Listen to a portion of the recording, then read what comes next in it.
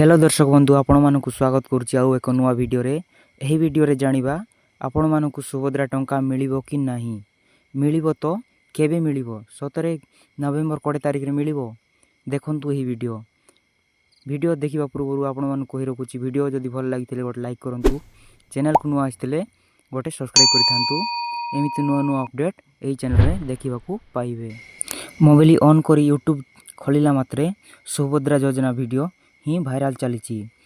कौ चैनल रे कुआ जाउची अंडर प्रोसेस होसी ठीक करो, कौ चैनल रे कुआ जाउची तो आपनकर पेंडिंग अछि एमिति करो, कौ चैनल रे कुआ जाउची आपण अभियोग करंतु।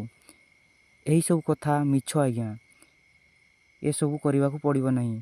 आपण तो ऑनलाइन करिसंती आउ बा कोन करबा को पड़िबो, आउ किछि करबा को पड़िबो नहीं। जानि रखंतु सरकार समस्तन को एका संगरे देई पारिबो नहीं। सरकार कौन करुछंती देखंतु, प्रथम किस्ती रे 25 लाख लोकन को दिया गला सुभद्रा टंका।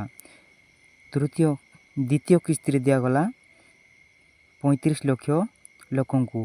आउ तृतीय किस्ती रे नवेम्बर 20 तारिख रे दिया जिवो बोली सरकार घोषणा करिसंती।